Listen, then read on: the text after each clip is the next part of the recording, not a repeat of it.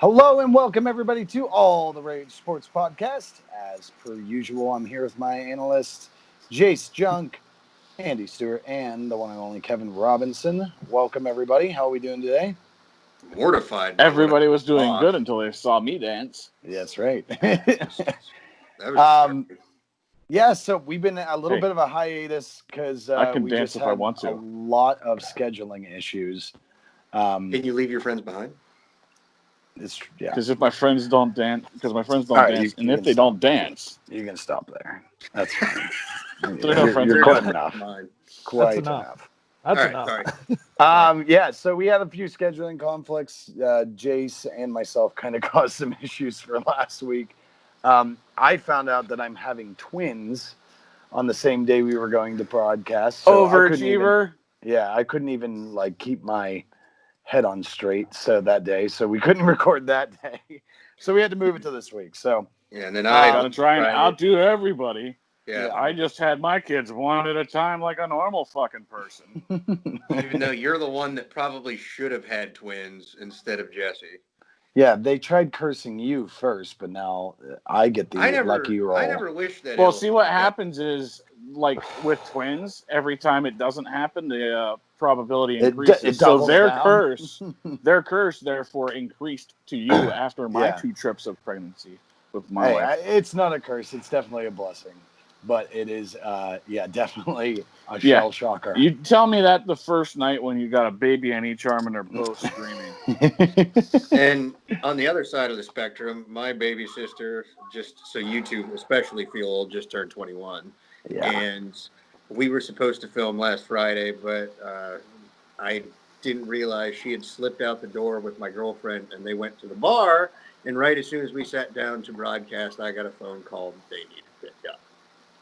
Yeah, so we had a lot of down there, scheduling almost got issues. the bar Which he fight. got a It was pass great for time. that. He got a pass for that. Yeah. Everybody was cool with it. Yeah. So we're all good to go now. So we're here for the day. So we're going to start off today's episode. There's a lot of NASCAR news that happened. Racing's back, obviously. A lot of stuff with Bubba Watson. Racism is back. And Bubba racism. Obviously. Yeah. Bubba Watson's a golfer. Oh, yeah. Bubba Sorry, Wallace? not Bubba Watson. I don't know why I keep doing that.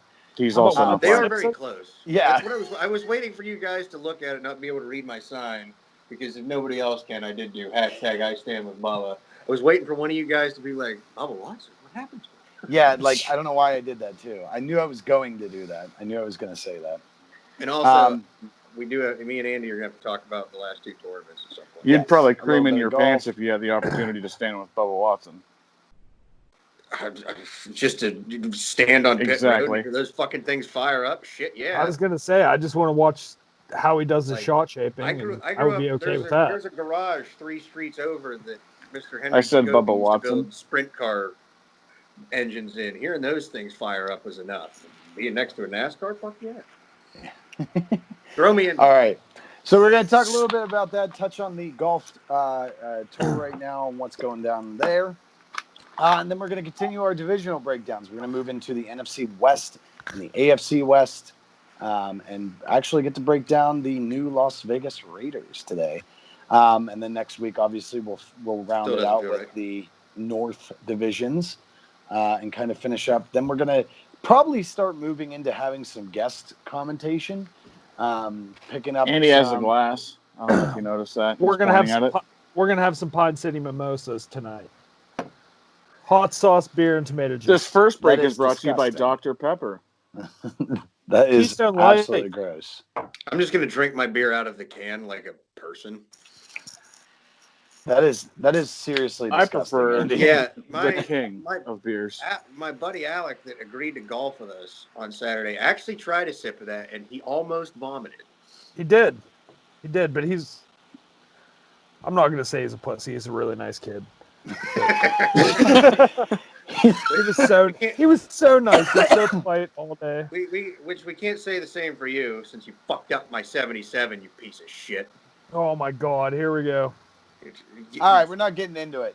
Just You guys can go, argue just after just a piece the of advice: podcast. go get friends and don't yell in your backswing. NASCAR. He has to have something to blame it on. He dropped a ball. But yeah, on my we're gonna 35, bring all in all. Shut up for a second so I can finish.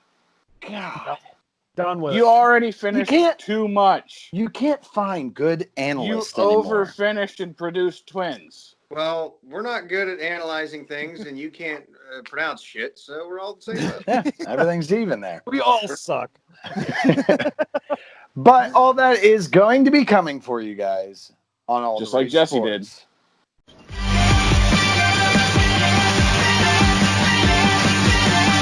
you ready?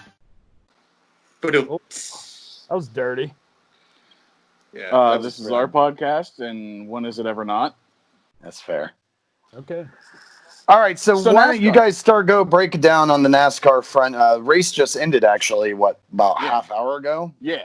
Yeah, somewhere there. To start with, they just finished the race at Talladega, postponed from yesterday. Ryan motherfucking Blaney picked up the goddamn win in that bitch. It even With an rained awesome today, move. too.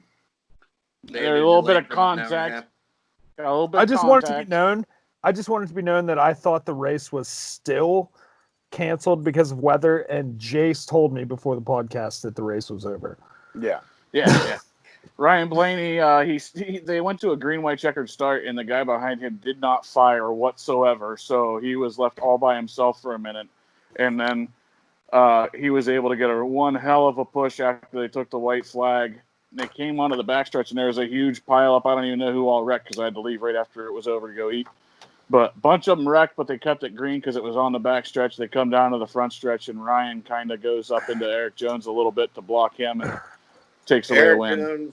Eric Ford Jones, guy, Eric I'm and not- roll if over I'm the not two that mistaken. wrecked on the last lap, I think. There might have been more, but I didn't No. watch. That was just at the line. There was one on the backstretch. Before that. Okay. I thought you were talking There's a about big the line. there's a big melee on the backstretch when it came off of two. And Ryan Blaney's a Ford guy, isn't he? yes, he But is. I Runs ran for back into the Penske. room Yep. just as they were coming into 3 and going into 4. So He's not a local, but his family is local. They're from Hartford, Ohio. I work at his dad's racetrack. It's an awesome place and are awesome people. So really, I almost woke up my son, probably because I screamed 21 like a man, not like a girl. I screamed like a man. Don't You lie. screamed like a full-on woman. Don't lie. That is a 100%. It was like a fact. man. But anyways, so Ryan wins the race, but at the start of the race, they all came out in support of Bubba Wallace after there was a noose found in his pit stall after the races were postponed yesterday.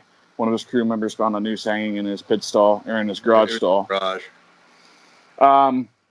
Pretty disappointing. Everybody was pretty disappointed. They had Marty Snyder on ESPN, and you want to see somebody Marty Smith. You want to see somebody who's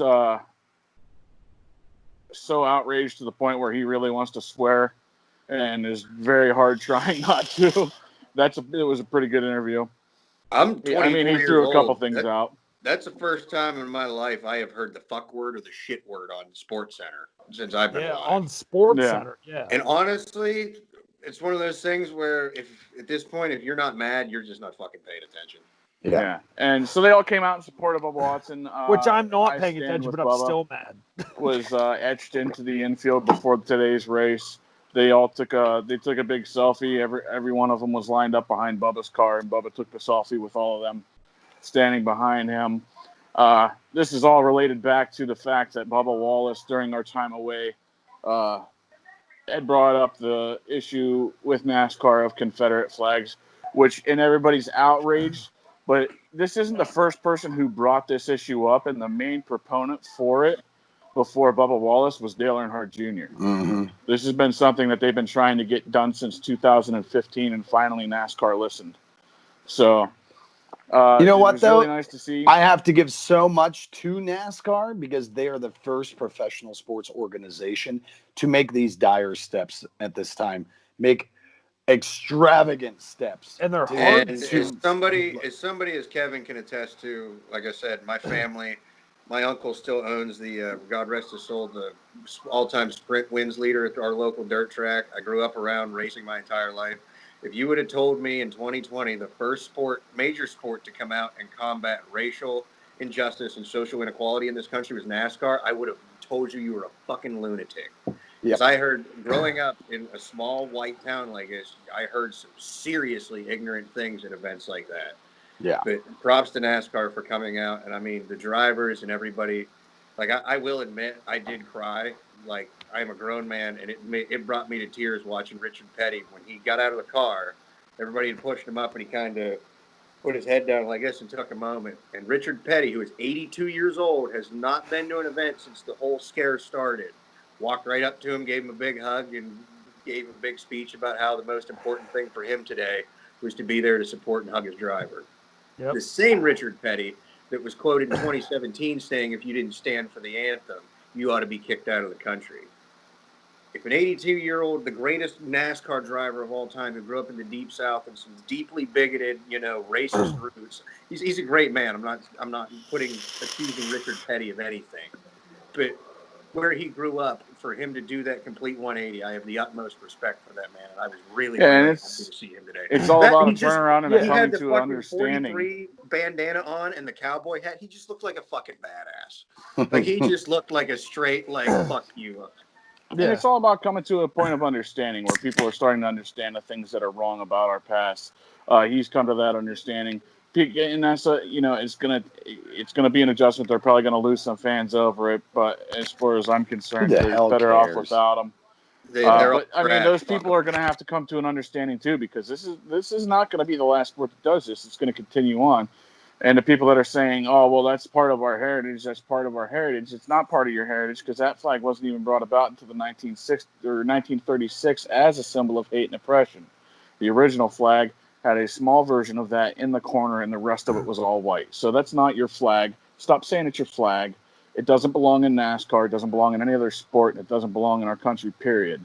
No. It's the equivalent of, remember when we all make jokes when they print, before the Super Bowl and the World Series, all the T-shirts that they have to make up for both teams, and then obviously one loses, and they donate them to impoverished children in Africa or whatever. You get the memes walking around. That's what it always reminded me of, especially growing up in Northwest Pennsylvania. Seeing fucking losers hanging that out of the back of your truck. That's like hanging like a 2010 Arizona Cardinals Super Bowl champion flag and being like, oh, we lost, but here it is. It's like, you look stupid. Fucking take it down. You don't realize the harm you're causing. Yeah, and you're in Yankee territory for one. I've never understood that. That was what always blew my mind. It was like, you're living in a union state. I've never understood that. It's like, if the South rises again, you're fucked. Like, all your neighbors are going to show up and knock on your door and be like, hey, we see that flag. Wow, okay, move on. And I mean, my biggest point of contention with that always, too, was, like, do we walk around carrying a Nazi flag? No. The Confederate States of America were an enemy of the United States of America. They lost the war. It's over. Yeah. Anyway, we're not a political show, so we can get continue with that. But things, if even us with this is basically almost a satire podcast. Yeah, we can sit here and have 4 grown white men have a serious discussion about this. This is what needs to be happening more and more across the country. You are right. Absolutely.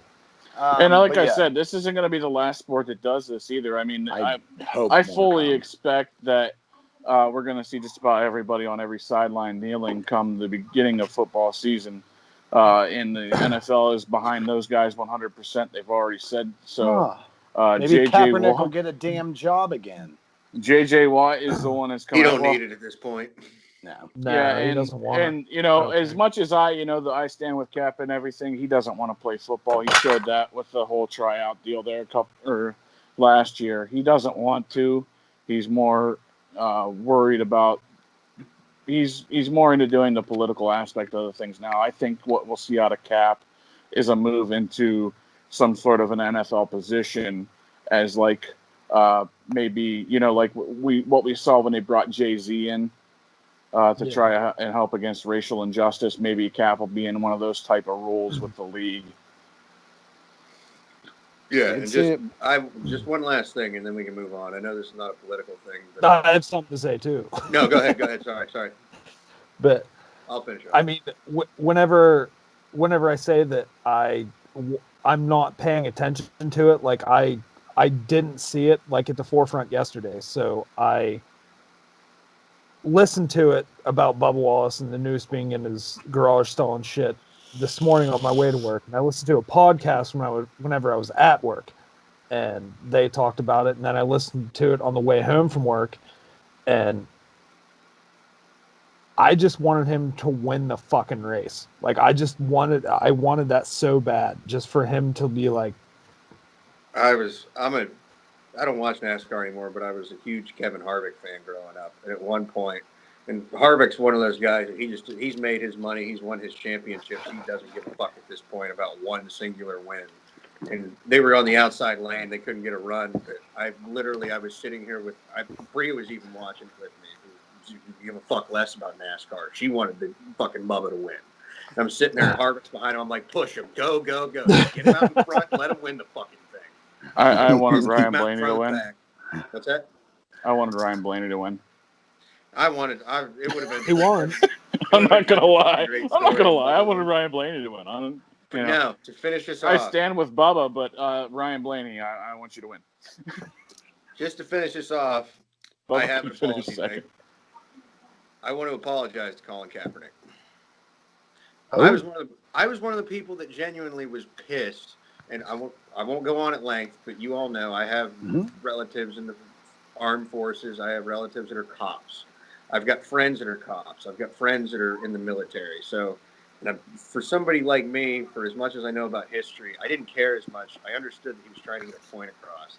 I thought it was disrespectful to the men and women who served in, the world wars, who had already passed, who had given him that right to be able to do that. And then there was a couple weeks when this all started happening. One of the girls that works for Barstool, she does Zero Blog 30. It's an all military. And she was always very pro kneeling, and I never understood it. And I actually read a story that she posted about there were black service members that came back from seeing the shit that they did and the things that they had to do, often being treated worse than white soldiers in the European and Pacific theaters, came back and were often in their communities lynched, harassed endlessly because they were seen as threats to end segregation in the South. These men and women had gone and put their necks on the line for their white neighbors, and they came home and they were killed and harassed for it. So from now on, if you want to fucking kneel, you go right on ahead. Yeah, I was sorry. one who Amen. I was on Cap's side on that as far as he had the right to the protest. I also, though, come from a family with a military background, and I was just We all do. We're all part of the same family. yeah. My whole Just point. FYI. My point at Besides that my point was family just as well. maybe you do get a microphone shoved in your face every week. It might be a better platform to get a point across. Might have made more of an impact, but then again, if you look at the impact that it made by everybody reacting the way they did, and now when you come around full circle with everything that's going on now, the impact that it's now making, maybe he was definitely further along to go the route he did. I think he definitely made, myself included, I'm not above admitting it, look like fools, because he saw the end game and he was talking about something, even though, like, the Castro thing he brought up, I didn't get that at all. You're allowed to do what you want to do in this country. You can protest. As long as they let Westboro Baptist and all them, if all you're doing is taking a knee during the anthem, who gives a shit? I raised a small issue with it, and I didn't talk down on it, but I didn't agree with it at all. But now seeing the things I've seen, I've done a complete 180 on it. I was going to say, Jace, me and you agreed on that solely in like episode 2, 3. Yeah, that's We how had to long talk ago about we that. started, when we did this first, actually, I'm having a flashback. We did the first run of this podcast. We got like 4 episodes in. I remember fucking having this conversation. It was so long And ago. we talked about it again. But we had it earlier again. in this season. Yeah. When Cap episodes was as doing well. his training, probably his when he was doing the tryout. workout. Yeah, the dark files, the unreleased, all the rage tapes that I don't even know are still, if they're even still. They're still Oh, no. they're still on our website. Our original our episodes are YouTube, still and on the they're- YouTube. I didn't still know on if our they were, YouTube. because they were so long and forgotten. I didn't know if they were fucking. I don't believe they're still on like Spotify or anything anymore. I'd have to I forgot re-upload them to Transistor as the archived ones. You don't. But it's probably not a good Remastered? idea. Remastered and re-released. episodes. Let's just kill Those were literally the episodes where I went in and was like cutting tiny little segments of audio out to try to speed it up. Yeah. So that was way, way, way before I should have ever I fooled way too much with the audio. It took me like 4 days of audio editing before they got uploaded. And now we just suck. Yeah, we just Yeah. do what we do now. Yeah. Sorry I just had to get that off my chest. No, hey, that's fine. We and it's true. There was a lot of issues, and like I said, I understood a lot. Like I was pretty on his side, and I didn't really understand why there was such a big deal about it. And now it makes a lot more sense. A quick, tiny side note I want to add: I've been rewatching, and this is going to sound weird. I've been rewatching Orange Is the New Black. Chelsea has, and it's very odd to me that season like 4, 5, 6 were kind of about all the issues that are going on right now, almost identically. And this happened 4 or 5 years ago. Black prisoner. Is it that long ago? Yeah. Black prisoner gets killed by a officer with a knee to her neck. She couldn't breathe. She dies. Riots happen in the prison. They take over the prison. The officer was exonerated and said that it wasn't his fault, and they were defending him. And that's why the riots started happening. And then there's even like some subtle things about quarantine, because like after the riots were over, all the people that were in it were like basically put on leave and were paid, and they had to stay home.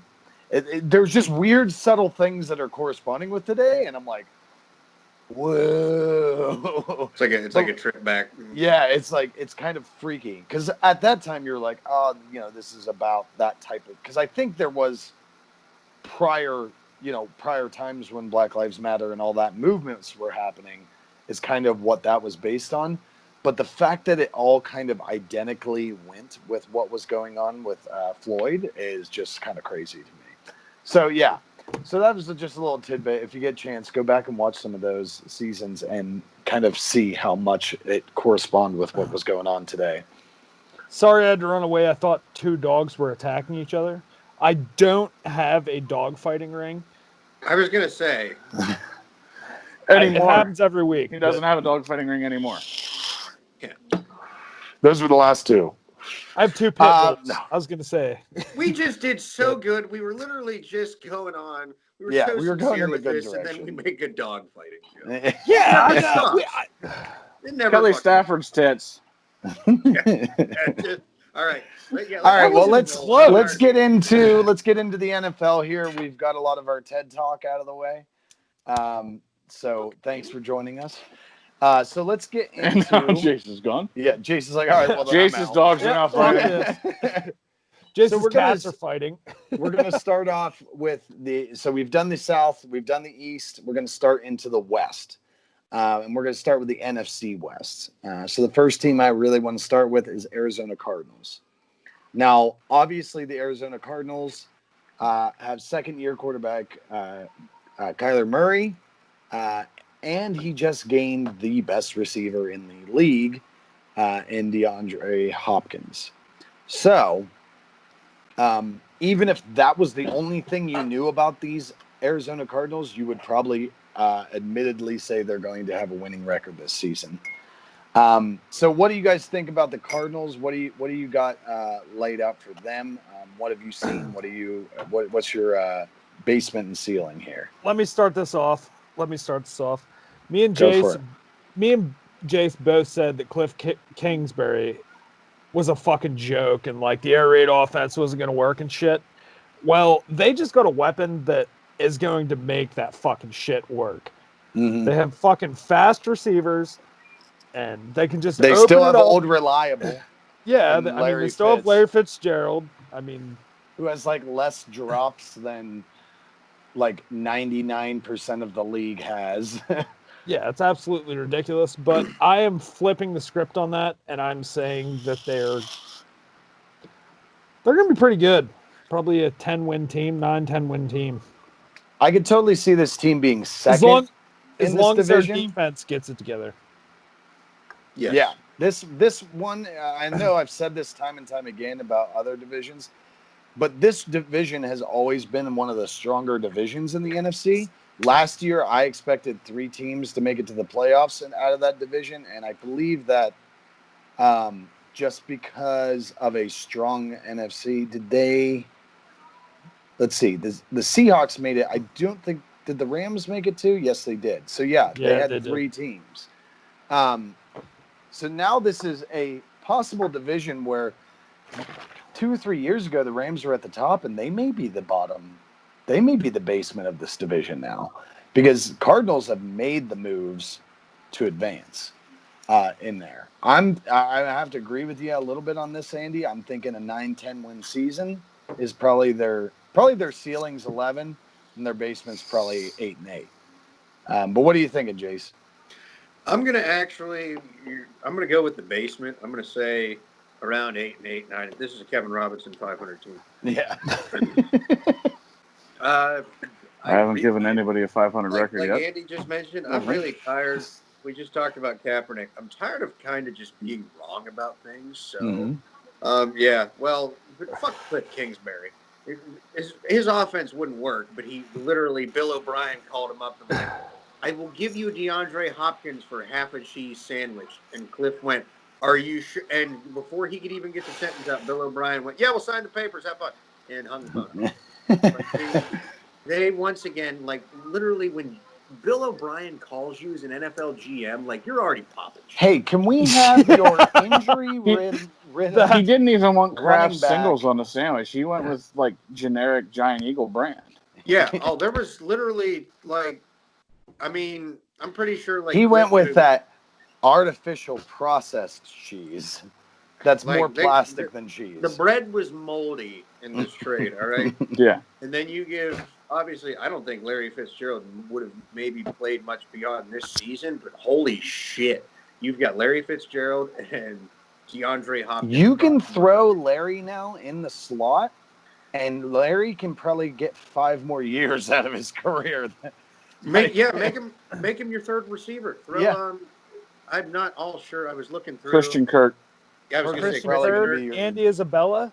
Yeah, like they have, well, especially Isabella. Like they have guys they so can run fast. really deadly 4 or 5 receiver sets. And my only thing is it's just going to depend on how much Kyler Murray develops. The only reason I say around 500, I see with the new pieces, I see him starting out a little bit slow, and then they get hot at the end of their schedule. Which is kind of what they did last year. Yeah. Where they started off kind of, and he was making crazy plays even early in his career. And you were kind of like, he's showing some promise. And then they kind of came on at the end, and you're like, all right, maybe there's something with him. He ended up winning Rookie of the Offensive Player of the Year, I believe. Yeah, which was bullshit. Yes, it was. Over Josh Jacobs. That was Josh Jacobs should have won that, and I Oh my will. God. Well, JC JC came out and made an argument for Gardner Minshew being better for it than he was. Not to side with Jace, but I will take to my grave that Josh Jacobs should have had that fucking trophy. It is literally it's the same thing as the Heisman in college. It's just if you're a quarterback, your odds you get automatically plus 50 points. Yeah. Okay, well, but what's your take, Kevin? I think they made a lot of really good moves to pick up Devin Kennard at linebacker. He was a beast for the Lions. Jordan Phillips, the defensive tackle, is going to be a big improvement for him. They pick up in the first round of the draft to get Isaiah Simmons, which is basically he's the best player in the draft. Yeah, he was the best player in the draft, potentially, because you don't know exactly how they're going to fit him in. It's going to come down to whether they use him correctly. He's like that guy on the old NCAA games you got that wasn't a 5-star athlete. Yes. Not a specific player person. I think we already made that reference once before. Got to put him in the right pick move up Josh Jones at tackle in the 3rd round, who a lot of people had a 1st-round grade on and had him rated higher than Austin Jackson, who did go in the middle of the 1st round. So they add some beef on the offensive line. They bring back Kenyon Drake, who played pretty lights out for them after getting traded by the Dolphins to him. You add DeAndre Hopkins again at wide receiver. I see definite upward trends for this team. I'm going to say roughly a 9-7 team. Oh, I think not a Kevin Robinson 500 team. I think you make a good point. They're going to just clear it. I think you're going to make a good point, though, because when you talked about the offensive line, that's really where I see being the team, the the group that needs to improve the most next year for them to be successful. Kyler Murray made a lot of plays, but a lot of his shit was running away from pressure constantly. And obviously, with a rookie quarterback, defensive lines, outside linebackers, whatever, pass rushers, they're like, let's tee up and go after this guy, give him his NFL welcome. Now, they do get a lot of youth on it. Basically, they're two older guys or they're two guards with, where was it? I just had it here. With Justin Pogue, I don't know if I'm saying that right, and J.R. Sweezy. Pugh and J.R. Sweezy. So, hey, I gave it a shot. Sweezy, yes, baby. Yes. So those are their older guys, and I mean they're younger than me. The big thing for them too is going to be starting next year. They need to come out of the gates a lot better than they did in games last year, because they had so many games where they were coming on super hot at the end of the games and either didn't get there. They were playing or like from Detroit, behind. they had a tie. Yeah. They need to be coming out of the gate as strong as you need to start the game strong and end the game strong. You know what though? I'm gonna put that a lot on new offense with Cliff Kingsbury, rookie quarterback, with that all those little things coming together. That's what I'm gonna equate that to. But if they put pieces there for defense, they put pieces there for their offense. It's really going to depend on the growth of that offensive line. If they can protect Kyler Murray and allow him to be able to stay in the pocket, move around, shift instead of running for his life. I'm going to stand by my Cliff Kingsbury doesn't know shit about what he's doing take, just because Kevin reminded me. How the fuck do you get Isaiah Simmons? What'd they get him at? 9, 10, something like that? 7. Okay, so it's a little bit, but nobody had him dropping out of the top 5. Fuck no. I thought the no one. Panthers were going to snag that guy up so quick. He's just Cliff Kingsbury is proof that if you're good looking, like better things just happen in your life. Look at his house. Look at his fucking like, house. He's just like chilling. I don't even know. Like I forget that he was nailing that girl that did a Fox News. They did Fox golf. He was for Fox nailing that girl. Well, no, was it really? He was nailing her. I forget her name, but yeah. But long story short, he got DeAndre Hopkins for a used condom, and then he's like, he gets an all-world athlete linebacker that, like Jesse said, if he utilizes him correctly, I think could be a perennial All-Pro. I'm even willing to say Hall of Famer. Fucking. Okay, real quick, I'm looking at the I Cardinals flick my hair in the now, morning, and I'm good. Are you looking. 100% they got Simmons? Yes, because it's not showing them on it. It's not showing him on their roster, and maybe because he hasn't signed. Yeah, He probably didn't sign yet, but okay, Cardinals that's the only thing I can think of. Oh yeah, he did. It's at 8. Yes, because Derek Brown dropped and he went to the Panthers. I'm just really confused on why he. I was going to argue that. I knew the Panthers picked at 7. I just didn't remember how far. Because that's who I thought was going to take Isaiah Simmons. I thought that would have been the perfect replacement for Kuechly. But yeah, for some reason, everybody thought that. He's not on their roster right now when you look at it on NFL.com. So he must have just. I'm looking through their transactions, and they haven't signed him yet. You've got to be able to come in and do a physical and everything before you sign your contract. Well, there's a bunch of rookies on their roster. That's why I was like confused. But anyway, moving on. So we're all kind of around the same spot. Bottom floor is a 509 win team. I'm seriously saying their ceiling's probably 10. I think this is a small window. I think that they could be second in this division. If the Seahawks kind of falter in a sense. But they have an off chance of being second. If their defense can stop something, then they're going to be something. I mean, they have the vertical threats. Kenyon Drake, he had a year last year. I mean, he had a complete career resurgence. Technically, everybody had a year last year. That's how a calendar works.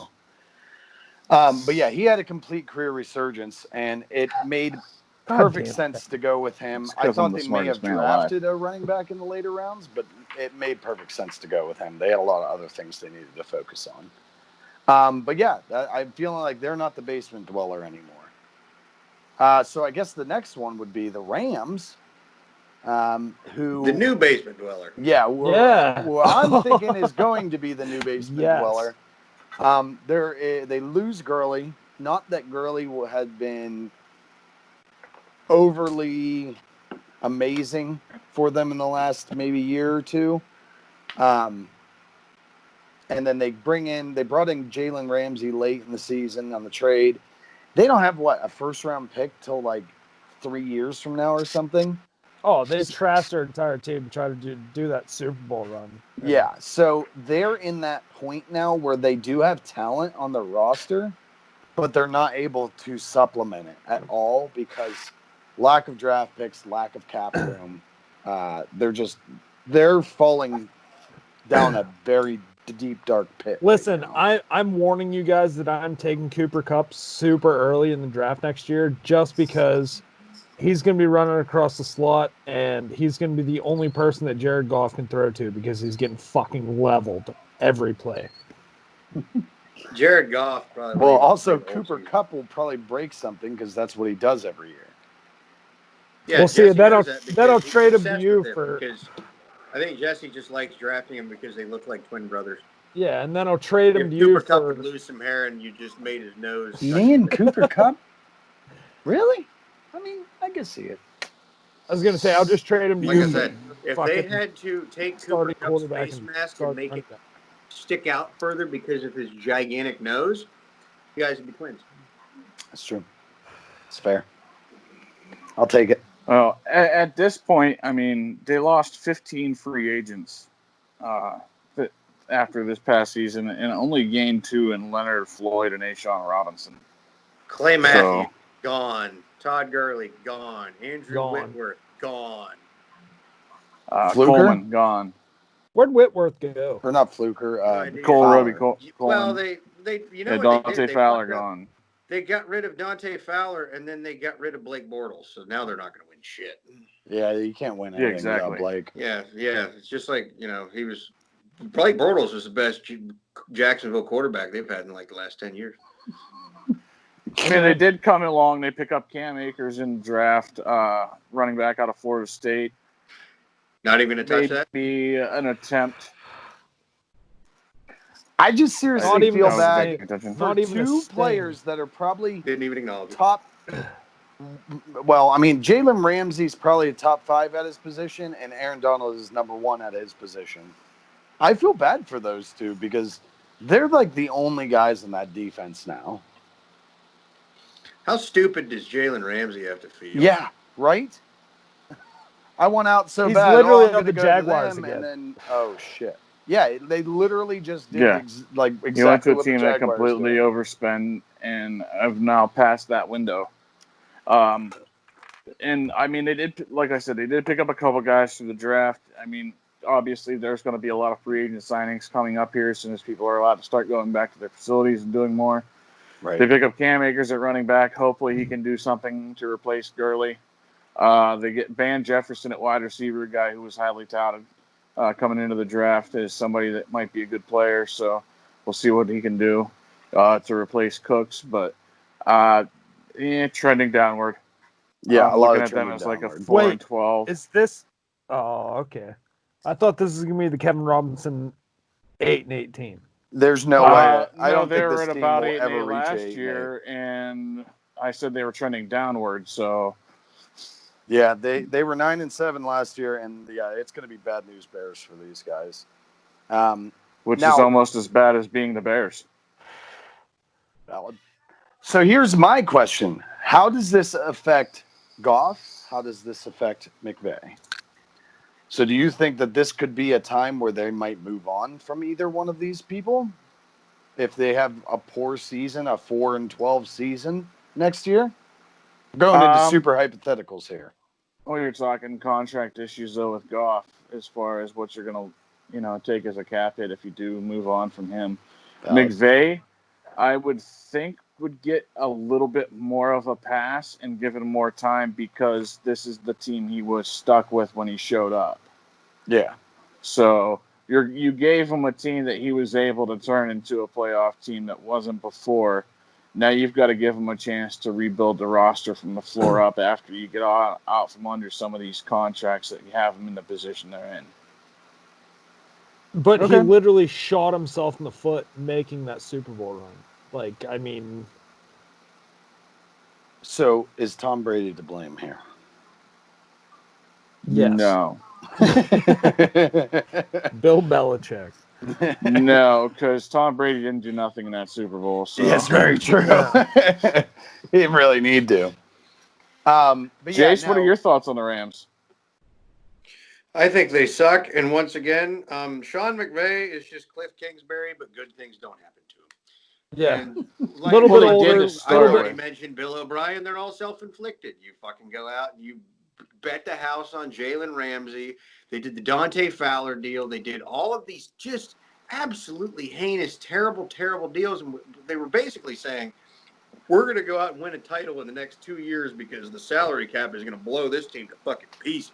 That's And what exactly they did it. was they didn't win a fucking thing. And guess what's happening now? The salary cap is decimated this team. And that's the worst part about doing that is when you do that, you think it's going to affect you for 1 or 2 years. No, it's going to affect them for like 5, 6, 7 years. Well, to if get we that go into shit 2021 with an adjusted salary cap right? because of lost revenue, they're going to be That just completely fucked. exacerbates the problem. Is Exacerbates. that your word? That's going to be my word today. Exacerbates. Yeah. You God can't damn it, pronounce Jesse. shit. That's what I said, exacerbate. No, you're throwing in an extra T. Oh my God. What am I saying? You're don't saying even know. exacerbate. Well, what You're is saying exaster. There's no ter. It's exacerbate. exacerbate? Yeah, but turbate sounds funnier. Why don't you just try with like 2-syllable words from now on? Yeah, no. I gotta work my way up, man. Yeah, so You're 30 years old. You I can't hope use to old God dog that new Chelsea's tricks. teaching your You're kids all the fucking spelling words. That's why my wife's a teacher. She can take care of that part. I'll teach them illiterate. math. But anyway, yeah. So I agree with Kevin on this. I think it's probably 5 wins is their ceiling. What do you guys got a ceiling basement? I think their ceiling's 8-8 just because they're holding on to You just leftovers. wanted Kevin Robinson 500 win team. Kinda, I guess. But they're holding on to players that have been like replacements, like bench players, and they know the offense and defense. So they might push out 8-8. That's what I'm saying. All right. I'll give him 5 wins. I'll give him 6. That's your ceiling. Just because remember when they sucked real bad and they always used to squeak one out against the Seahawks or somebody when the Seahawks were really fucking good? Always. Like you remember that Johnny Hecker fake Sam Bradford. St. Louis Dome? Yep. Always against the Seahawks. They always snuck one out always when the sneak Seahawks a were having couple of stupid wins good against seasons. Teams they shouldn't, so they'll get 6 wins. All right, I can dig it. Overrated, says Jared Goff. All right, so let's move on to the Seahawks. They were 11-5 last year. They did some additions, but they did lose Clowney. Now, Clowney hasn't re-signed anywhere, so we don't really know if they lost him or not. But they did add Greg Olsen, was a big signing for that offense. They've tried that in the past with a receiving tight end with Jimmy Graham, but of course you take Jimmy Graham away from Drew Brees, and Jimmy Graham has been pedestrian. So once again, I think this does go back to right now. It's more on the defense on their end. They had moments where the defense looked really good, and then moments where the defense got shit on.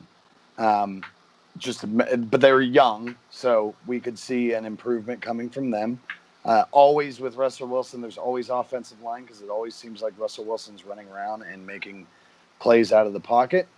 So that's another thing. They got kind of an aging offensive line at this point. But what are you guys thinking for the Seahawks?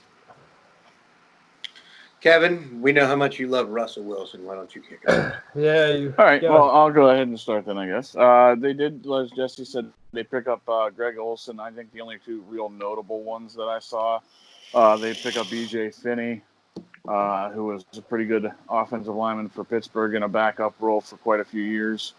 He was They kind of their also bring back sixth Bruce lineman for a Urban. lot of it. Yeah, they also brought back Bruce Urban, who's kind of like he fits like the Patriots type mold, how they do, where the guy plays good for them and then goes and gets money somewhere else and then comes back when it doesn't work out there. And I think he's done that like 3 times now. Something like I that. would say he showed flashes because he signed the first team he signed with was the Raiders. I love Bruce Irvin. He did show some serious potential, but he, like towards the end, I can't remember if we traded him, cut him, or whatever, but like he couldn't get anywhere fucking near the quarterback. Yeah. But he's always been a solid piece for their defense. If not the most You're a outstanding, solid just piece. a good, solid piece. I know, thank you. They pick up Jordan Brooks, linebacker, in the first round. Really the only of note pick that I see here. I mean, I think they just picked a lot of guys that are going to be system guys. Depth Try to guys, work in. They type did of get thing. some tight ends. They picked up a couple tight ends throughout the draft as well. So they're looking to improve at that position. But, I mean, I don't see a lot of difference in this team. This is a team that I also would put, they'd be right around the Cardinals at about the 9-7 realm because I just don't have a lot of faith in that defense at this point, especially now if you're losing Clowney. The rest of your pieces you have are 1 year older, and they haven't really, they haven't done anything really to improve a whole lot on that defense, and that was kind of their biggest problem throughout last year, I thought, was that defense. I mean, they almost gave it up to the Steelers' backup quarterback, whose name I can't remember because he's so insignificant to me anymore.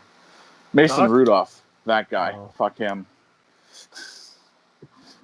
But, yeah, they almost lost to them by not being able to hold down Mason Rudolph.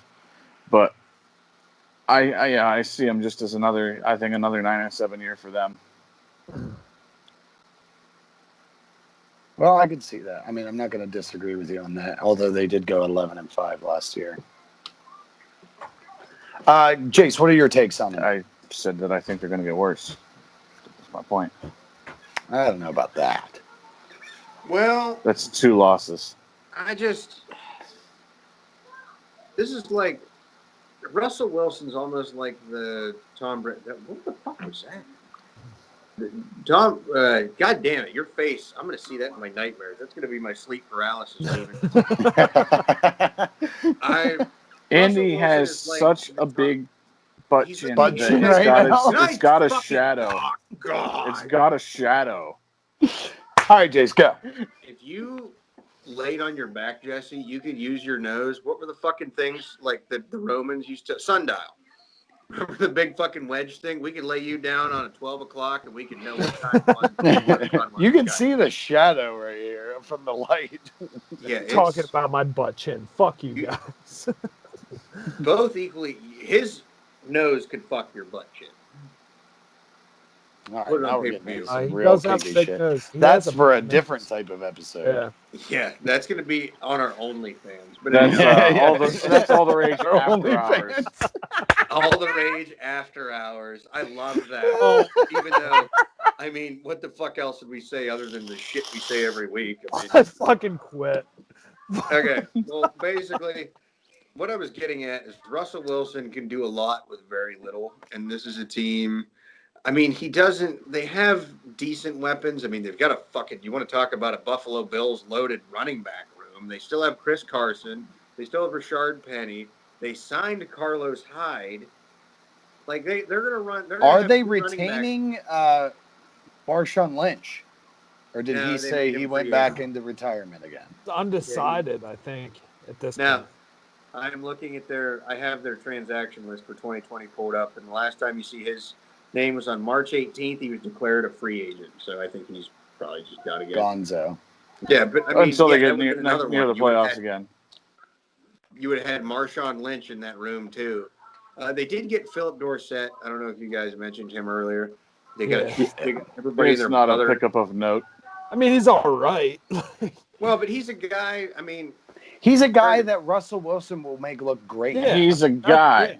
well, That I is the can't, I'm statement. hesitant He's to a say that guy. about Dorsett because he just came from playing with Tom Brady, and that was the comparison I was trying to make. Is Russell Wilson is the more mobile Tom Brady of the West? He's had weapons, but he's made do with a lot less than other quarterbacks have had. All he needs to do Had is the kiss same the sun success. on the lips. Well, yeah, Yeah, that's that was a apparently- weird time in our lives. Well, I mean, their wide receiver room looks really good. David Moore's kind of coming in. DK Metcalf had a great rookie season. Tyler Lockett has really stepped in to be a number one. Dorsett's going to be there for the speed guy, even though DK Metcalf is kind of that Well, speed they guy. also And have- Tyler Lockett. Yeah, Actually, and you gotta Tyler think- Lockett. I kind of was wrong about that. I totally don't know why. Completely fucking forgot about DK Metcalf.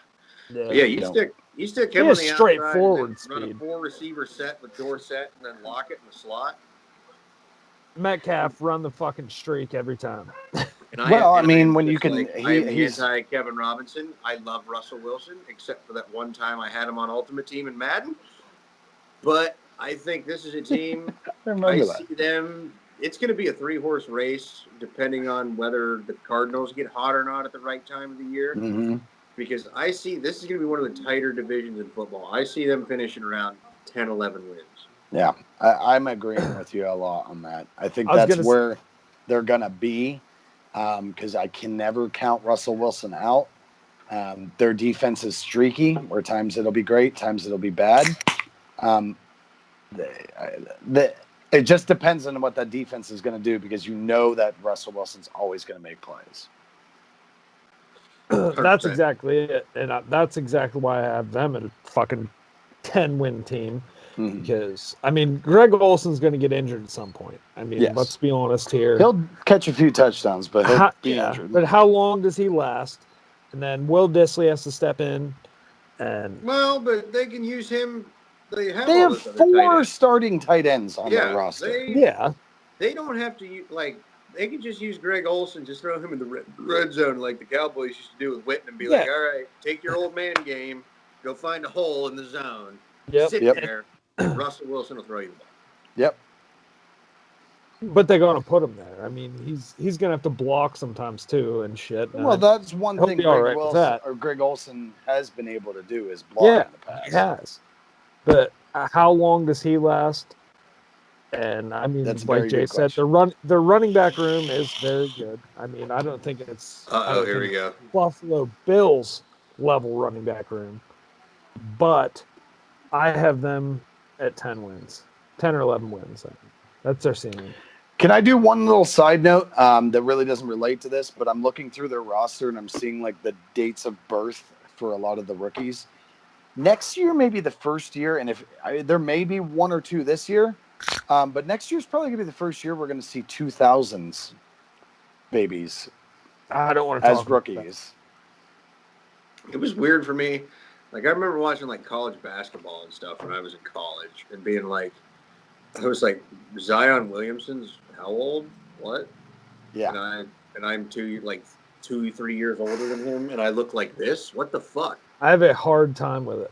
I do. Yeah. That is one of Now, the hardest things about 2000, aging I graduated struggle 6th grade. Kevin was probably in, 9th grade? Mm. 10th He grade? doesn't want to talk about it. Mm. That's a Kevin Robinson. I don't want to talk about it. But yeah, so it's crazy to me. It's nuts. But anyway, that's off topic. But yeah, I think we've all kind of in agreement. Anywhere from 9 to 11 wins is what we're looking at with the Seahawks and their additions this year. So let's go into the defending Super Bowl losers, the San Francisco 49ers. The Confederate flag wavers of the NFL. So 13-3 last year. Second They, I don't know how to go about this. They They lost really to Forrest Buckner. They lost to Forrest Buckner. That's They lost Manuel Sanders, even though it was I think it was mid-season they got him. But Deebo Samuel really kind of started showing up. Their receiving he core broke his foot. does not Deebo look Samuel's good. out for the year. Does not Deebo look Samuel's good. out for the year. Yeah. Like, oh, he's done for the year? Oh yeah, he Oh, broke his okay. foot. He has to get surgery and all sorts. Who, of Deebo? Well, then, 10 weeks. yeah, 10 weeks from now is like week 2 in the NFL. Yeah, Deebo will be back. I literally got an update that he was out for the season because of 10 weeks. the significant nature of his injury. It would be significant if we were living in a normal timeline, but we're not. Well, Fair. I guess it depends when the NFL season starts. Believe me, 14 weeks from, or what is it? No. Let's see, 8 weeks from now is when I get to find out the sex of the babies, and that's in August. So he could be back by September. By the way, the 49ers are fine. They re-signed Nick Mullins, so. Yeah, they're good to go. Yeah. We don't Raiders- even talk about that. Basically, the Where's CJ 49ers, they Beathard? lost to Forrest Buckner. DeForest Buckner is a huge loss. They lost to Forrest Buckner. Huge. Well, he is a big loss. You guys talked about Sanders. They got rid of Jimmy Ward. They re-signed Eric Armstead. No, they did not get rid of Jimmy Ward. They still have Jimmy Ward. Well, okay, now I'm looking at it. He was re-signed. The only person they lost off the They defense literally was put DeForest that they Buckner. declared him a free agent before, like, on the timeline, and then underneath it, like 4 boxes down, it's like, oh, he re-signed. So sorry. Yeah. So they only lost to Forrest Buckner, but in the first round of the draft, they picked up Javon Kinlaw to replace him to build onto that defense. I mean, Eric Armstead, I think, will fill the role but of is he Buckner the run well. stopper that They get rid of DeForest Buckner, but they still have Solomon Thomas.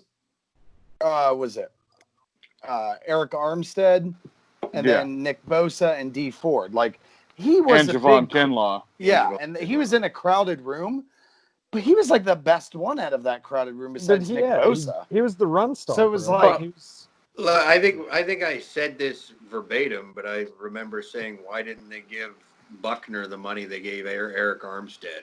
yeah. Because I think a lot of the reason for that is because Eric Armstead is that guy who makes the plays that doesn't get the he gets the sacked. recognition, the recognition for it. Like back in the day with Aaron Smith, how he would never make a Pro Bowl, but he was like the Saints anchor game. on that He was one of the line. biggest He was one of the biggest parts of stopping Alvin Kamara in that game.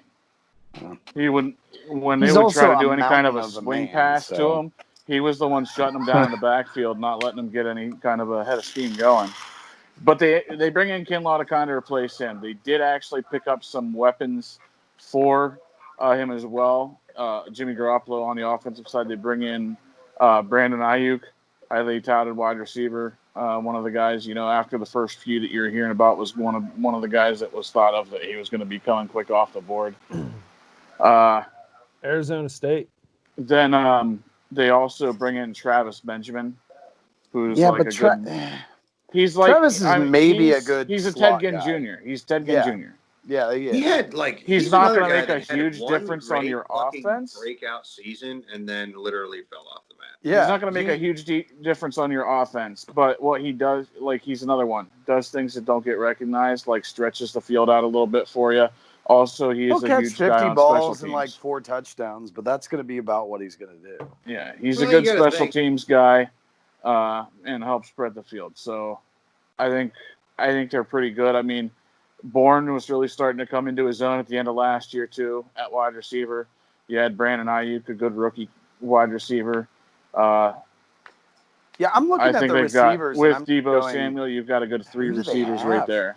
Yeah, they're still going to be a run-first team, no doubt. And we're literally nobody has said the words George Kittle yet. So I mean, he's their number one weapon no matter what. One person I do want to bring up that I honestly forgot that they got him. They did get Trent Williams from the Redskins. Yeah. Yes, they did. They did. I honestly feel this is once again going to be a run-first offense. Kittle's going to be able to Kittle, not Kettle. Kittle is going to be their number one receiver. I don't like what I look at. Their wide receivers. I don't like what I see. A lot of it. But, they don't ask a lot of Jimmy G. Well, I didn't like what I saw out of the Steelers wide receiver group last year, and if they had a quarterback, it wouldn't have been half bad. So, Right. a lot of times when you look at something, you're like, oh, I don't know any of these guys. Well, you might know about them pretty quick. That's true. It's and very on top true. of that, Jimmy G's going to be looking to prove a point this year too, because they were talking so much smack on him not being able to throw the ball, and which I still say, if you watch that freaking play in the Super Bowl when he threw that ball, man, as he was throwing, Emmanuel Sanders got bumped, and had he not got bumped, he would have caught that fucking ball in the end zone. Yep, that was a beautiful pass, and they fucked he up was the half an route arm from getting that fucking ball. Yep. But anyway, I'm thinking this. I'm not sure if this is going to be a division winning team. I think it's going to be like you were saying earlier, Jace. This is going to be a pretty tight race. This is probably another 11-win team. We're going to have weird tiebreakers between those teams. I mean, we both think that the Seahawks are going to be up there. I think the Niners have the edge on the Seahawks, but it's all going to depend about interdivision play. I know. What, Kevin? What? 12-4, 14-2 ceiling. Well, I don't disagree with this you. This is on the division winner, but I don't believe in division winner easily, hands down. On top of the fact that I think they are far and above the best team in this division also is going to get to go up against the NFC East and the AFC East this year for their out of division games. That's 8 pretty easily won games, depending on the Bills, maybe. They also then get they have 2 harder games in the Packers and the Saints out of division, and then they get the Chargers and the Raiders for their other 2 AFC games. What a ricochet shot. I didn't necessarily say that the Raiders were going to get run over. The Chargers will definitely. They're not going to get run over, but they're going to lose the game. I would probably, if I was looking at the Raiders schedule, I'd put an L next to that one. Is it in Vegas or in? Well, we don't know yet, do we? I don't think we. Actually, I don't know. I can look. Yeah, but anyway, I mean, I'm not disagreeing with 12-4. They were sold out in 30 seconds, and all the bootleg ones are like $6,000 to sit in the nosebleeds in that new stadium. I'm not disagreeing with 12-4, but I am definitely disagreeing with 14-2. This division is too strong. It's insane. They're going to lose a few division games, and the division leader is probably going to be like 4-2 in their division at least. Yeah. So I feel as if 12 wins is probably the most realistic point on them. They're probably a division winner. I'm not saying they aren't. I'm saying there is a possibility, depending on how the division lays out, that the Cardinals could be in the race for the wild card. Seahawks could be in the race to win the division. Cardinals could even be in the race to win the division if something comes together with them. So this is definitely the strongest division in the NFC, I think. I think you're probably looking at 3 playoff teams in this division. But for once, it's not going to be the Rams. Yeah. Yeah, I'll say 12-4, 13-3 at best. Yeah. Just because, I mean, for as much as these guys lose and as much as I was ragging on pretty boys, McVay and fucking Kingsbury, you want to know somebody who fucking 2 guys that know what the fuck they're doing, or John Lynch, as much as I hate that bastard, between playing for the Broncos and then watching him win a Super Bowl over my ass. And then Kyle Shanahan are 2 guys that are putting together a franchise, and they ain't going away anytime soon. No. They're going to be NFC championship games or pretty much deep in the playoffs every singular year. My pick to represent the NFC in the Super Bowl. Your way too early pick. I think I have that written down I of our way too early can't argue picks last year. I mean, we may as well do that now. Yeah. Well, I think when we're done doing all the divisions, I'm going to add up what we've done, lay out like what we expect the divisions to fall at, and then kind of go off of that. But thank we'll God do that when we're that's finished. not English. Yeah. You agreeing with all that too, Andy? Yeah. Around 12 wins, probably 13 maybe is their ceiling. Yeah, 11 to 13, but I mean, Jace is exactly right. I mean, they're building this team the right way. I mean, they're building it like wholesomely. I mean, they're not giving anybody extravagant contracts, but they're always going to be in the race for the next fucking They're kind of like the anti-Rams. 5 to 8, yeah. Yeah. 5 to 8 They're years. doing it with not so many And to think like 4 or 5 years ago, they were the team that was like selling house and banking on so many picks and everything, and now they're just like loaded with talent. Yeah. Alex They're- Smith Yeah. as a 49er. I feel bad for Alex Smith, Me man. too. Remember that time we watched the Harbaugh brothers in a Super Bowl and Yeah. Kaepernick was there and the power went out? Good times. Yeah, it was the only reason the Ravens didn't steamroll them. Yeah, they just sit there and wait for that fucking delay. All right, so let's move on. I think we've all kind of agreed that Niners are probably going to be the division winner here. Seahawks and Cardinals are probably going to be in the wild cards is what we're kind of looking at. So let's move on over to the AFC West. Start with the lowly Los Angeles Chargers. They lose their franchise quarterback for so many years in Phillip Rivers, but they gain Justin Herbert? Yes. So, and various other amounts of additions on this team. I think Trey Turner. I'm trying to find some of the other names that I can think of. Brian Beloga. Chris Harris Jr., Chris Linval Harris Joseph, Jr. Yep. Nick Vigil, and Darius Jennings were Did ones they picked up. Did Gates actually officially retire? Yeah. I'm pretty sure. Yeah, because he's not on the roster. He And gone. they've definitely moved on to Hunter Henry at this point. But and always they have Keenan Allen as long as that guy doesn't bust a ligament or something. So what are you seeing from this team? Is this going to be a rebuild year? Is this going to be a rookie quarterback starting the whole way kind of year? What do you guys think? Go ahead, Andy. All right. This is absolutely a team that has to rebuild, and they have to do it fast because not only are they. I'm not saying this is a shitty division. It's not a shitty division because the Chiefs are in it. But they're playing against. So, I mean, this is like they're trying to build a fan base here. And yeah, I mean, you could take into account all the home games they had last year with like 40% capacity. Exactly. Where they couldn't fill where they couldn't fill a soccer stadium. Yeah, they were in a 20,000 seat stadium and couldn't fill it. Yeah. But having Tyrod Taylor as your starting quarterback is probably not going to put asses in seats. No. They have to start Justin Herbert week 1 just for like the shock factor, see what this kid's going to do kind of thing. But I hate it, but I see your point. I you don't have to want do it that. Not to be that guy. Not to be that guy, but crowd noise isn't going to matter because by the time November comes around, you're still not going to see these two guys are fans wrong. in fucking seats. So, yeah. But you have to put asses in seats, especially if the season's cut short. Like you're gonna have to like. They probably won't be able to put any asses in any seats. Yeah, there's going to be the only asses in seats are going to be fucking Jim Nance and Rich Gannon up in the booth. That's going to be about it. In the States. They'll probably be broadcasting it from home, watching it on a monitor.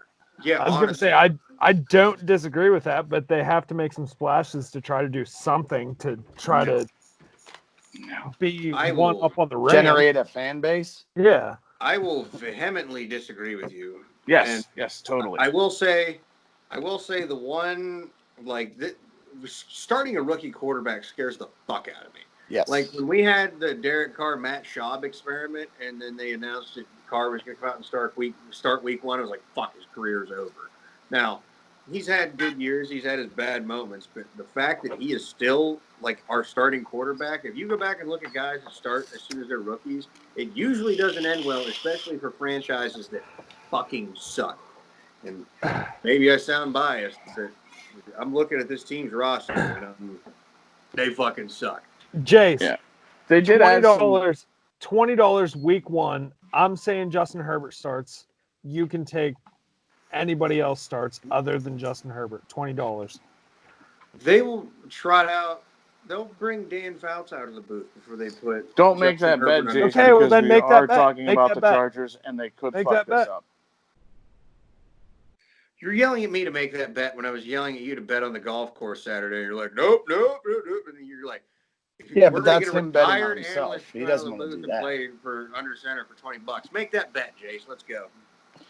Okay, well, here's my thoughts on it. I think they are in a rebuilding year, and if you're in a rebuilding year, you don't want to go out and just throw that quarterback out there in week one. You go with Unless you're the Tyrod Browns. Taylor. He's a safe. Tyrod Taylor is a guy, he's not going to make exciting plays. He's going to make the safe plays. He's a guy who doesn't turn the ball over a lot. That's what you kind of want in a rebuilding year. Try to keep yourself in games instead of the highs and lows you'd get with a rookie quarterback. They did add some nice pieces here. They also lost a lot at the same time. Hold on for the dad joke. They did lose a little wattage on their team this year. See what I did there? Fucker. Just But, end the show. And that's all, folks. Click. Yep. But yeah, so I And think that it's is going to be. all the rage. We're retiring. I think it's going to be, it's a rebuilding year. I think with Tyrod in there over Phillip, you're going to be, because they were in quite a few games still last year with Phillip Rivers, and him being almost the wrong bad quarterback, the Jameis Winston of the AFC, with as many interceptions as he was throwing. So you get rid of that many turnovers. You bring in Tyrod. I'd say they're probably looking at about a 6-10 team. You might see Justin Herbert by the end of the year just to give him a little bit of go once they're eliminated to see what they've got in him. But the thing is, like, they're fighting for a fan base. There's 2 Los Angeles teams now. But you're like, wrong. They have to fucking do something, But you're or wrong. else they're gonna have fucking 23 people in the fucking stadium whenever they play. Yeah, They have just go to I agree. fucking I England. agree with Andy on a lot of this. I understand exactly where he's coming from. It's happened time and time again with franchises that needed that. You can look at Andrew Luck. You can look at the last 7 starting quarterbacks for the Browns. You cannot use Andrew Luck as a fucking example for that. Andrew I Luck was the wouldn't second use coming Luck, of John but- Elway. Yes, but the reason he was basically forced to start because everybody was like, Because so he was the second coming of John Elway. The second coming of John Elway doesn't sit on the fucking bench. I'm just saying, Kyler Murray last year, you could say a fucking franchise that was falling apart, and they needed somebody. Kyler Murray was this year's Lamar Jackson. This is 2 teams in the same town. You're putting out examples that are not even the same thing. That's what I'm this saying. is a more extreme You're trying to case of compare it. apples. You're trying to compare apples to bananas. Well, they're similar in a sense that they're white on the inside, and one's a little bit gritty, and the other one's more stringy. So that's all you have to say about that. I don't know what that means, but I'm just comparing the fruit. They're both sweet, so there, suck it. I think you just went to a point worse than my wattage comment. But anyway, no, I understand where you're coming from on a lot of that, Andy, and I see exactly what you mean because there is a franchise that they have to do something. They need a spokesman. They need a centerfold, and they want to make Herbert that person. They're going to, no matter how much we say they shouldn't, because I agree they shouldn't, but I'm going to say that they're going to because that's what their logic is. Well, Jason and I are glad that saying. you two are in such agreement on this. Jason, go ahead and tell them why they're wrong. Oh, God. It's called Here comes the opinion. smartest man Nobody's on earth. wrong on it. We're always wrong, all of us. I literally couldn't understand half of you what was going on there because you were shouting over top of one another. So let me just dissect real quick. What were we even arguing about in the fucking beginning? If Herbert is going to start. The Chargers and the Rams are fighting over a town right now. They're fighting for street cred. Now, I remembered what we were talking about, and then you guys just went on your contingency, and I was looking shit up, so I kind of missed what was going on there. But yeah, I'm not going to say he isn't, but if they do start him, they're stupid. They're so dumb. But like Kevin said, this is not a team that has. It'd be different if you thought, you have the talent to compete, and Tyrod Taylor comes out and throws a couple stinkers. Maybe you throw the kid in. Fuck no. This team, they play in a division with we're going to get into it, but with three other teams that are kind of wild cards, they're not making it out. They're the basement team this year. They need to just throw Tyrod in the fucking hot seat, let him ride out the year, maybe make some good passes, get some to 7-9, get that fucking draft position up there. That'd be great for me. But yeah, they've lost enough, and this whole debacle with moving to sharing a stadium with the Rams and everything, they're fucked. They're so fucked. That's what I'm saying. Have you ever met a Chargers fan in real life? No. I have one. That's I've met exactly one. what I'm saying. One in college. I've met one. One in college, and he wasn't. They have to get a fan base. If they don't get a fan base, then the team is like defunct. Like send them back to San Diego, or else some other team's gonna come back. Like that's what I was getting at. Well, it doesn't. We're not. matter. I understand what he's saying. literally He's has not saying no bearing on the fucking team and the product that gets put out on the field, especially like we said, in today's day and age we live in, where you don't even know if you're going to have fucking fans in the stands. Yeah, I don't know. And guess what? Everybody and their brother. That would honestly, now that I'm thinking about it, be the best scenario for the Chargers, because guess what? The problem is if the Rams aren't on, if it's not hockey season, the Kings aren't playing, the Dodgers aren't playing. There's like 9 other things they could watch other than Chargers football.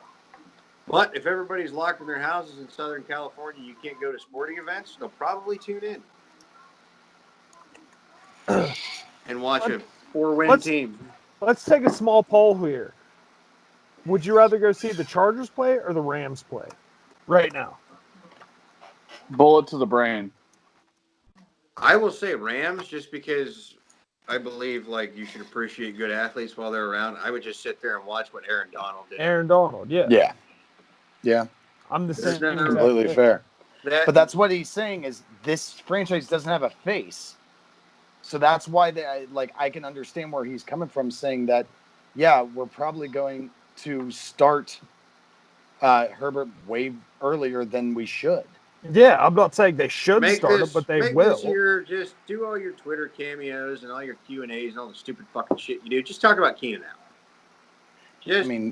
Just because he'll get talk traded about next him year for a year or two, and then when the time is right, put Herbert in the starting spot. But we've proven time and time again that it does not work. You throw them in day one. There's a very small sample size of it. Absolutely, it doesn't work. And I agree with that. You're not understanding what we're saying. Yeah. We don't want it to happen. We just think it's going to because they need a face of the franchise. Oh no! Like we are agreeing. I'm being the counterpoint. I'm saying that maybe we understand could and we think possibly you're what wrong. they're going to do, but I'm telling you, it is absolutely the wrong fucking move. And we agree with you on that. Yeah. But we're saying that's not what's going to happen. Like I don't understand. You're not. Well, I'm trying to have a little bit of good faith and hope that they do the right thing. Literally, they won't though. They won't. You know they won't. Don't even act like you know they come won't. on. But that's the thing. If I sit here and I say, well, they're going to start him week 1, he's terrible, I'm going to get the bias button. What? No, you're not. No, you're absolutely. Division. You're not going to get the bias button. They don't give a fuck. They're vying for a fucking place to play. We've spent enough time on the bottom of the division here. Okay, we move on to the next one. So let's move on. Wrap it up, I will finish by saying Justin Herbert may start a game this year, but it'll be week 14 when it's all in the books and they're just basically playing for draft position at that point. It's going to be week 1 and they're going to be fucking pushing the shit out of him. He's going to be all over the fucking outside $20 of the state. right now. Okay, I got that. $20 Justin Herbert Strike starts. that on the record. You have any other person that starts at quarterback other than Justin Herbert? I mean, Tyrod Taylor or fucking whoever. I'm going to laugh when they pick sign up Cam Newton tomorrow. I was going to say, if they pick up Cam Newton and he starts, That'd be so great. You win. I was going to say, you said if or they start Kaepernick, the game, either one. So They pick up one of those two tomorrow. If he starts week 1, so that means if he comes out on the first play of the first game and they run the Wildcat with Austin Eckler, he didn't start the game, so you lose $20. No, fuck you. We're not going that deep into it. All right. Move on. We're going to talk about the Broncos next, which I don't think we'll have a whole ton of lot to say. Actually, there's a good bit to say about them. I mean, they're going to have Locke probably starting this year. He did show some promise near the end. They got AJ Boye late in the season last year. Chris Harris Jr. gone. Or in the offseason, whichever you want to call it. Sorry, off. Yeah, that's what I meant to say. Am I wrong in saying that they signed Robbie Anderson? Yes, I am wrong. Yes, you are wrong. He's a Carolina. Panther. He's a Panther. Okay, that's what I thought. So yeah, what do you guys got in this? Because I don't have a ton. I think this is going to probably be just slightly above the Chargers in the bottom. Good, Kevo. They pick up Graham Glasgow. They do. Lineman. Good solid Me player. and Jake Andy's fought about. Andy's a big fan. Frank They also Ragnow got and Melvin Graham Gordon. Glasgow. They can get Melvin Gordon for running back. He'll definitely bolster that running back room there. They added Nick Vannett, who I thought if he'd have got a little more playing time in Pittsburgh as far as getting the ball thrown to him and better quarterbacks, he'd have had a better year last year. He didn't drop a bunch of passes or anything. He was a pretty solid player. Also, they pick up Jeff Driscoll. Can't be sleeping on Jeff Driscoll. But AJ Boye and Jarrell Casey, both guys they picked up through trades. The other one that's kind of note to me, after having seen him live and in person last year, they did re-sign Deontay Spencer. I think you could see him take a little bit more of a role this year in his second year. I thought he was a guy that Pittsburgh definitely should have held on to because of his abilities on the special team side as well as on the in the passing game. So they ended the season. They were playing a lot better with lock-in, and I think he'll continue to improve with the players that they got through free agency and also with Jerry Jeudy, their number one pick at wide receiver. I was just watching some of his workouts the other day. He was looking pretty good and in shape and ready to go.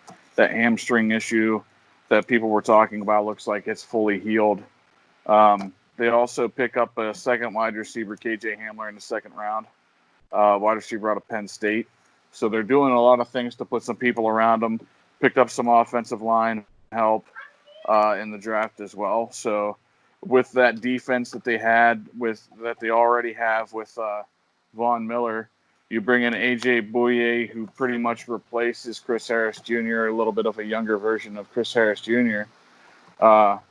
You're still pretty good in the secondary as well. So I'd say this team is going to be a Kevin Robinson 500 team. Oh, shit. There it is. Put the stamp on it. Put the stamp on it. Well, I mean, I can't say I disagree. Can we say anything else? I just don't think they're going to be. I think 8-8 is probably their top ceiling on this one. I'm saying they did get Jarrell Casey as well. Yeah, 5-11 though. I mean, I really can't say too much more besides I think that's going to be where they're at. Yeah, they played the Chargers twice. Kevin did mention, I actually wasn't going to bring up Deontay Spencer. I think he's somebody that is a good slot guy with you already got Jeudy there. Really still fucking can't think of the other guy on the other side. KJ Hamler. I mean, Hamler. I know they drafted him Penn the other starter, but regardless, yeah, put Spencer in the speed, the sort of slot position that gives another weapon for Locke. I think Locke's going to be a good quarterback, but I think everybody got a little too excited about him at the end of last year. Me and you both did. I think you're going to see some regression, and I think it's literally because he lip-synced that Young Jeezy song on the sideline. Yeah, I see him maybe. I could see him 6-10, 7-9, somewhere in there. Almost like I talked about it earlier. Almost like an Arizona Cardinals team that wasn't playing for anything at the end of the year, or like a Miami Dolphins that you could see pick up some meaningless, just spoiler wins for division opponents. Everybody else later in the year. Yeah. I hope they go singles. I mean, like, I don't think they will. I mean, 7-9. I think 7-9's their ceiling. That's where I'm at, pretty much. Yeah, I think that's about it too. I can't disagree with you on any of that. They really seem like they're not going to be a superstar team. I don't think they're making the playoffs. I don't know. I don't see a ton. Wait, didn't they have Cortland Sutton? Yeah, he's Yeah, that's Cortland their Sutton's number on the team one. as well. Yeah, he was their number 2 behind Manuel Sanders before he got traded. Yeah. Yep. I think he's less of a number 1 than Juju was. Yeah, I think the number 1 coming into this season is going to be Jerry Jeudy. Yeah, why, I that's why could they're see that. 5-11. I could see that being a thing. All right. Well, I mean, anybody got anything else? Because this team is kind of unexciting. Yeah, Yeah, I got I think nothing. we I think we said covered all the we bases. said everything. Yeah. Joe Flacco's gone. That's true. We spent too much time on arguing about Justin Herbert. Yeah, we really did. Yeah. We were efficient. We wrapped this We're real quick. all over the fucking All right, place. so we're done with the Broncos. We're all thinking just slightly under 500, if not 500. I still think they're going to be a basement dweller. I'm seeing 5 wins. So, all right, let's move on to the Chiefs, and then we'll leave the Raiders for last. Chiefs. I mean, what can you say? I hate saying it, Jace, but this is probably going to be the division winner for the next foreseeable future until Mr. Patrick Mahomes retires. It's unfortunate, but that just seems to be the case. They didn't do anything like I am not super an unrealistic crazy. man, Jesse. Yeah. They didn't do anything super crazy in the offseason, but they also didn't lose anybody super crazy. So I'm pretty much going to stick with their current record and probably say this is a 12, 13 win division winning team. Can't argue with you. I mean, I'm looking through their transactions. The team that they had last year is pretty much still in place, minus Terrell Suggs, a couple other minor ones they could get into. Yeah, like Blake Bell and Ricky. They lose Blake Bell, but they get Ricky Seals-Jones. So I mean, you still got a good backup tight end, Well, Kelsey. Considering I was looking, the 2 of the top 3 leading receivers in the AFC West last year. One of them were Tyreek Hill. We'll just play a quick game real quick. Who are the other 2? Kittle? In the AFC, Oh, you said AFC West. Sorry. AFC West. Hold on. Cortland Sutton was Sutton? probably not one of them, I imagine. Because I don't know if he... No. Yeah. I was going to say, I don't think Kelsey's one of them. 1,000 yards. Kelsey's one of them. Yep. Tyrell And then it's going to be somebody from the Raiders. But it's not going to be who you 2 think. Chiefs. It's It's going to Darren be Waller. Waller, yeah. Yeah, 2 out of the top 3 leading receivers in the AFC West last year.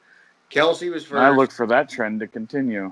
Yeah, Kelsey was first. Tyreek was second, and Darren Waller was third in receiving in that. Oh, It's shit. insane. 2 tight ends in the top That's 3. insane. They still have all their weapons. Mahomes, why couldn't have anybody else drafted him? I wanted the Steelers to draft him so bad. I was so pissed when I saw the Chiefs traded up for him because I wanted the Steelers to do that. I just knew he was going to be a Jamarcus. He was either going to be a fucking Hall of Famer, surefire, just light the world on fire, or he was going to be a flame out. You know, he can't even go play in the XFL anymore. But, he was the biggest. Landry Jones? He went the opposite direction on the graph that I would like him to, and I hate my life. All right. So, I mean, what's our prediction didn't here? see him coming. I'm seeing 13, 12 and 14 4, wins. 13 Yeah. and 3. Yeah, I'm thinking gonna 12 say- and 4. One thing I did want to bring up, they did add Clyde Edwards-Helaire at running back. Yeah. That's going to actually add to their offensive power. Well, they had the somebody who Williams. The Williamses. I'm on the other side of that. I believe they and still do. I don't The think D. he's- Williams. I don't think They he's have going both to of fit into them. their offense as much as they want him to, especially in his first year. And it doesn't matter. I think he will. They're still Do a you- 12-win team. I mean, it Fun doesn't side matter. fact, both the Williams that they have are both listed at 5'11" and both listed at 224. Yeah. They also added Willie Gay at linebacker. What? Oh, yeah. Did we ever find out if he was actually a relative? I Yeah, can he's find that real not. quick. He's not. Not related to William Gay. Not related. Good, because I Kevin, I always hated think William Gay. Kevin, I think you're Willie Gay. He's willingly gay, if that's what you mean. He's Willie Gay. Oh, Willie. All right, moving on. So yeah, Chiefs probably going to be the division winners. We're looking at probably ceiling of 13, probably no less than 12. Yeah. Now we'll move on to the Las Vegas. His name is Willie Gay Jr. But he he's really- not related. He's not.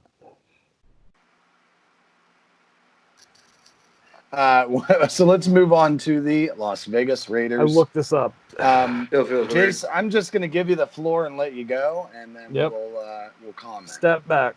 Cool, thanks, pals. I really don't know what to make of this team, just because the whole move and everything, and we put pieces in place, but it's just kind of a mixed bag. I do think the one thing that really gives me a lot of hope is the one thing I was just reading. I was looking up some stuff. Carr, even though we didn't have a good year last year, his best year came in 2016. It was the only time he had hi, honey. It was the only time he had the same coach and offensive coordinator 3 years straight. He was almost an MVP candidate. This will be the third year with Gruden and Greg Olson and all those guys. Last year, he had his career high in passing yards and completion percentage. That could be attributed to garbage time, check downs, whatever. But the talent is still there. As much as I've disparaged the man, the offensive line hasn't helped him much. No. He at times hasn't had the most weapons. Until Jacobs came along, we were kind of struggling along with Latavius and a running back by committee type deal. But this is going to be the year, and I'm not going to say that Carr is going to beat Mahomes, but this is going to be the year. Carr's going to come out, he's going to play a good enough game that he's going to put himself back on the map, and people are going to go. And it'll probably be, I'm picturing in my brain like a Kansas City Chiefs game, like a Monday night or a Sunday night. I can't remember what the schedule looks like.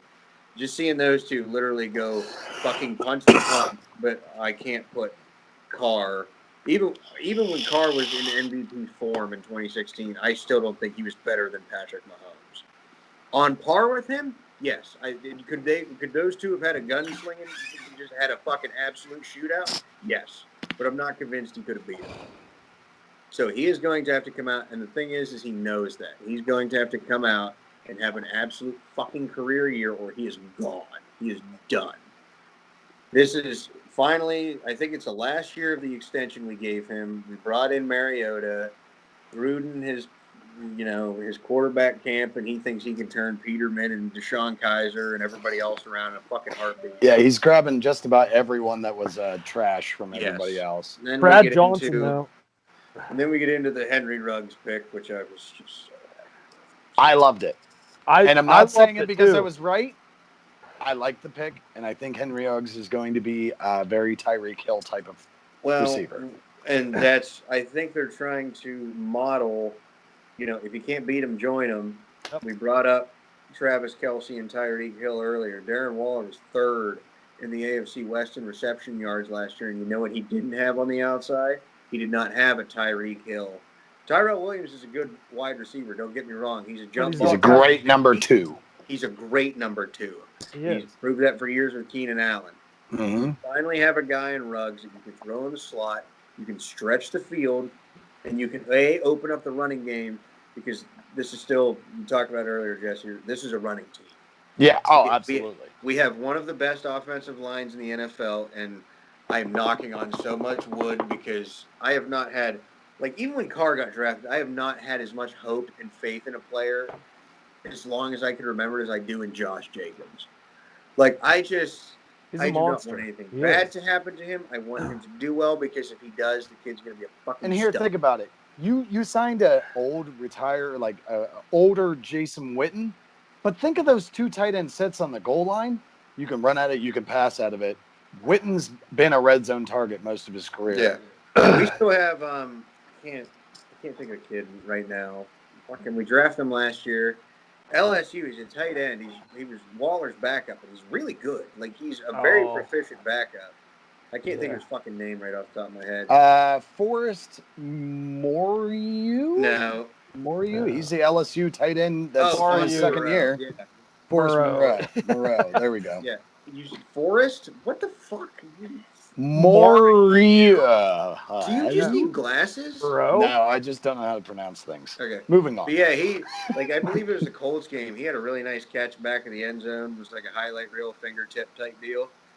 So Witten's going to provide a lot of leadership in that. It really, once again, we didn't do a lot. The only thing that scares me is we weren't terrible on the defensive side of things last year. We had a lot of problems where the offense couldn't stay on the field, and the defense was out there for fucking basically 3/4 of the game. And that was your big plus in the year they did well, is their offense put points on the board, and there wasn't a ton your defense had to do. It was a lot of just sit back and pass. Our defense was great that year. Like, they weren't top 10, but it seemed like it was almost they made like stops the when they offense needed to. fed off of one another, because like Carr and Crabtree could go down, throw a quick score, and then if we were playing well, like the defense would come out. I can't mention any other names, but fucking like Khalil Mack would come out and sack somebody, and then the offense would run right back on the field and then run down, and they would just keep the momentum going, and just they ran the fucking points up on people. Like, they just didn't take their foot off the gas. And that's what they need. Like, I know that's not Gruden's offense, but with Ruggs and the weapons we have, they got to absolutely, like, if there's any training wheels on Carr at this point, give him everything. Give him the fucking keys to the system, and let's see if he can do it or not. Yeah. Yeah. So let me finish. I'll let you guys. You're not done. Sorry. I'm just going down through the additions we made. Basically, yeah, we got Witten. Demarius Randall. Yeah, Demarius Randall was our big signing. Jeff Heath. Yeah, Jeff Heath. We got another one. I don't think he was your big signing. I can't remember. Corey Littleton, Nick Kwiatkowski, and Malik Collins. Yeah, Malik Collins was another real big one. Yes. The biggest offense was Jason Witten and then Marcus Mariota. Yeah. And then we also got Carl Nassib. We got Carl Nassib could be big. Yes. Our biggest problem in the past years has been depth. If one guy goes down, we've been a proficient enough organization to compete, but we haven't had the organizational stability, and we didn't have good depth players. Your best signing was Nassib. Prince Amukamara. I knew you were going to say that. Crosby and Nassib could be a pretty good combo. They're going to start. They're going to have. We've been spending so much time on other teams, I've completely forgot what the fucking Raiders even look like. But yeah, Crosby's going to come back. He's going to have another great year. I think the defense was decent. Like I said, if we could just keep them off the field a little bit longer, and the couple key signings we did. Corey Littleton's a big one. Kwiatkowski's a guy that even Bears fans, they were pissed that they gave the money to Trevathan or whoever, and they didn't re-sign this kid instead. So we've got some players. It's just, I hate to sound overly optimistic, but with everything in place, with this being a 7-9 team last year, and even we weren't even that good last year. We managed to compete. We stayed in games. I think this is going to be a big year for Carr. I really hope, because I love him and he's a great dude, and I really want him to be successful, but he has to come out and light this fucking league on fire this year. Like I said, he's going to have to come out and have a statement game. I'm not going to say he's going to beat Mahomes, but there's going to have to be a statement game like in Las Vegas under the lights where they both put up fucking 45, 50 points.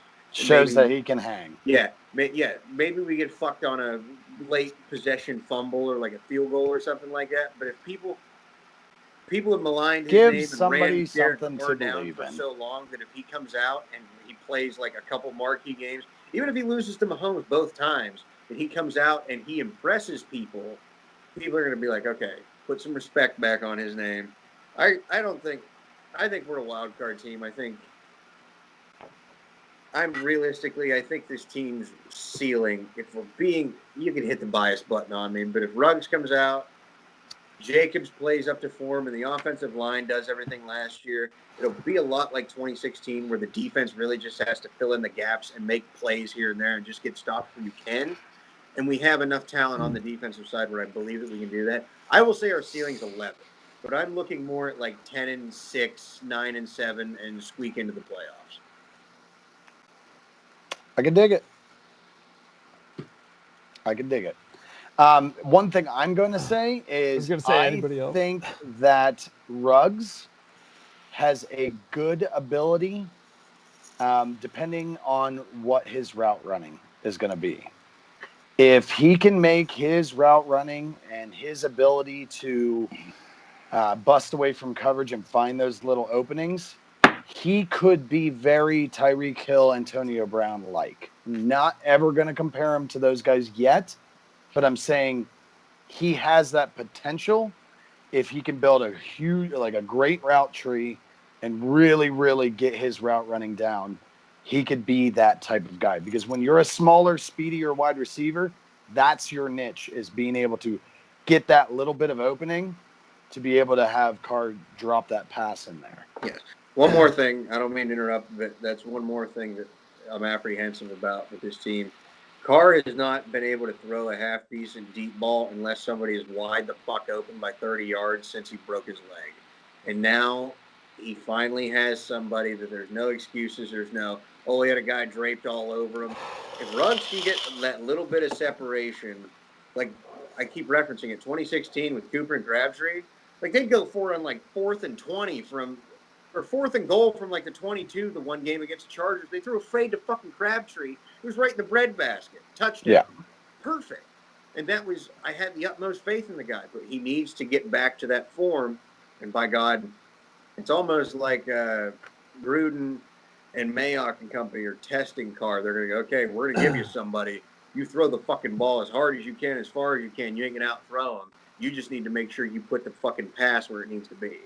And I'm not convinced he can do that yet, but we'll see.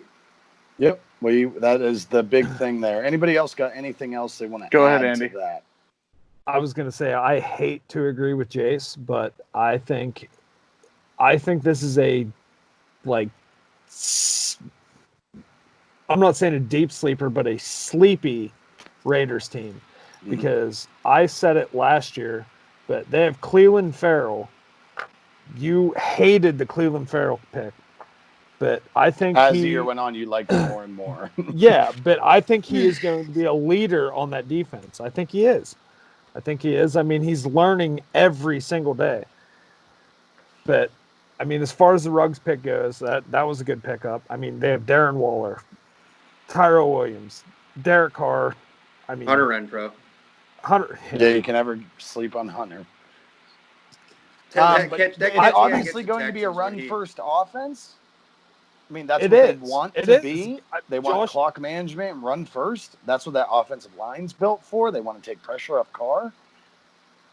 I think they can do a lot with that. But like last year, we never had the tools in case we got into a shootout. If it got out, if it was more than a 2-possession game, just because of the offense, I knew it was over because we couldn't make the points up at times. Didn't have the tools. Now, I hope Gruden is smart enough and cognizant enough to go, okay, you know, the games where we do get down early, 14-0 or something like that, to literally go, okay, let's open the book up.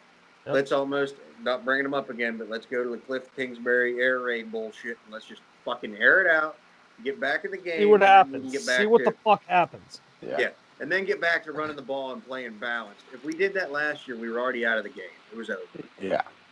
I hate agreeing with you, but Kevin's shaking his head. What do you got, Kevin? In timeout, I think the Raiders have the most, like, the scariest place to play. I mean, have you seen their stadium? It's fucking all blacked out and fucking. That stadium is very intimidating. It's gonna be a scary place. It's the Death Star, man. It's gonna be a fucking crazy place to play. Well, it's gonna be great because you're gonna have all these players, especially the teams flying in on like Friday, Saturday night. I know everything's closed and everything, but like if Gruden can just keep all his guys under control and just like go home, don't go party. Imagine all the fucking guys you're going to get that were out playing blackjack till like 2 a.m. that are hung over the next day. You're like, we'll be coming out against like the 49ers and shit. If we can just get Jimmy G and a couple of guys out at fucking the craps table a little bit, we could go out and beat them. Yeah. All right, Kevin, what were you going to say? I saw you shaking your head. I completely disagree with what you guys are thinking the trends for the offense are going to be. I don't think this is going to be a run-first team. I think this is going to be a run to bring in the play-action pass. I can understand and that. open up the passing game team. I can see that. And then to eventually go back to being able to have bigger holes for the run game towards the end of the game and absolutely close can out see that. games. And Make you're a right valid about that point. because a lot of times, like I said, if we were out of it, teams would just stack the box because they knew it was coming. You They knew couldn't Gruden- have a play action game. Well, at that point. we have a great offensive line. We have a top 3 offensive line in the NFL. And it was just even so, if the defense knows what's coming every time, they can just stack the box. Continue. Can I continue talking now, please? Sorry. I didn't say anything for 5 minutes. Let you guys talk. Sorry. Okay. So the reason I'm saying these things is because looking back over the last 2 drafts and the last 2 years of free agency, while I don't necessarily agree with all of the decisions as far as the exact persons, I can see the plan forming of what they're looking to try and do. When you bring in a Cleveland Farrell, you also add in a Carl Nassib to come off the bench with a Max Crosby also being there as a starter as well. You add Malik Collins to this team as well. Or no, that was wrong team. Not Malik Collins. You added somebody at defensive tackle too. I think you're right, actually. Yeah, it was Malik Collins. Oh, it was Malik Collins? Yeah, okay. Yeah. Malik Collins. You add more depth on that defensive line. They're building that defensive line so it's got plenty of guys to come in and out of the game. You add more in the linebacker position.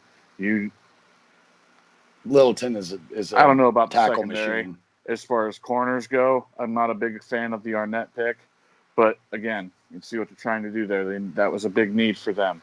They have Prince. You bring That's all in, you need well, to know. yeah, Prince. Then they bring in Demarius Randall and Jeff Heath. And the one guy that nobody has said a word about yet so far, Jonathan Abram. Jonathan will be Abram, back, yeah. and this guy is going to be one of the biggest guys on this defense. Guy is a monster, as he showed throughout that whole process on Hard Knocks with them last year. I really like him as a player and the attitude that he brings to the field on that secondary. He is an Oakland Raider. Yeah, he's an Oakland Raider. He is an Oakland Raider. There's guys that I said fit. Oakland, but that old toughness, Yeah. fucking blue collar mentality. That's an Lyle Alzado. He is a black hole player. He is a guy. He's one of those guys that there are teams that have that kind of guy. San Francisco would be a place where this guy would fit. Pittsburgh, Baltimore, those kinds of hard nosed coming at you and going to punch you in the fucking mouth defenses. Yeah, this is that guy, and he brings when you got a guy like that brings a whole new attitude to the defense. So we're going to see how big of a difference he makes. Their additions on offense when you bring in a Jason Witten, who's a good guy, a good locker room guy, also going to be a guy who can impart knowledge because Darren Waller's already got the skills for being a ball receiver at the tight end position. Jason Witten can learn him on the rest of the position. And also some of their younger tight ends that they have. They have Moreau, I believe Wayford's still there, if I'm correct. No, I don't think so. I don't think so. Thought he'd only been there for a couple of years. I think pretty much after. Okay. Well, anyways, you got him in there for Waller and Moreau. Then you add in Ruggs.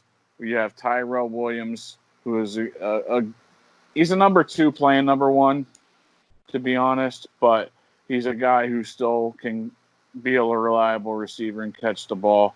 You get Ruggs to stretch the field. You got Hunter Renfrow to be a beast across the middle. Yep. And then and running all the different routes on the route tree that those guys aren't taking with the deep balls and just clean up any of the open spots in the zones.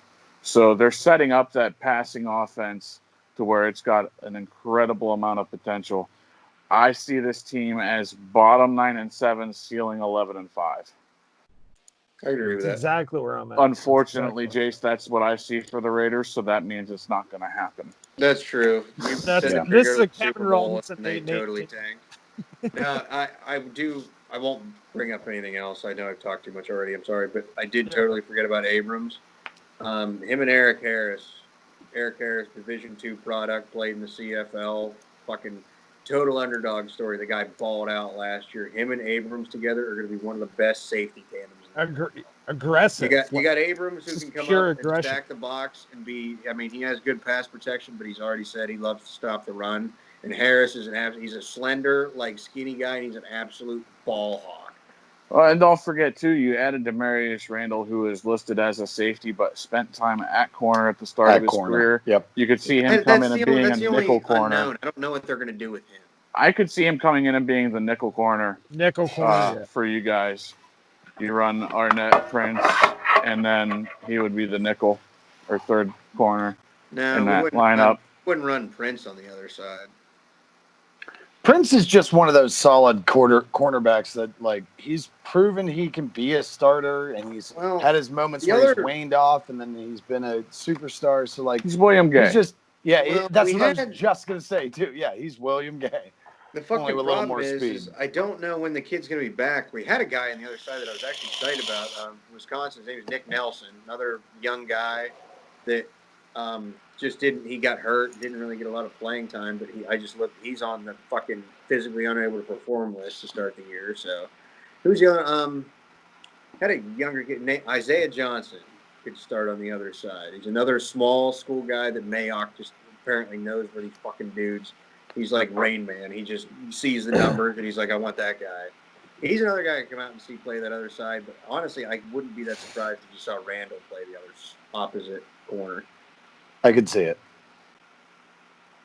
All right, well, let's bring it all to an end here. Thank you all for joining us. Anybody got some final thoughts they want to throw out there? Jason's got golf. I'll go through the golf. Make it quick. Yeah, if you guys didn't watch this tournament this past weekend at RBC, Webb Simpson won. It was pretty hectic on the last day. There were some, surprise shots and stuff like that. But the tournament I'm going to talk about a little bit was the week before at Colonial. Holy fuck. You had probably 7 or 8 guys that realistically going up to 17 or 18 could have been within a putt or a chip away from a giant 6-7 man playoff. You had guys that were 14 under, 15 under. I bet on Justin Rose. He could have been on that two-way playoff at 15 under, but he missed his birdie putt on 18. It was great just because if you haven't seen it, if you guys want to feel better about your putting, go look up how Colin Morikawa lost. Yeah. I kid you not. This dude. Such a fucking. The way this guy hits his irons, he's I think he's the next Tiger.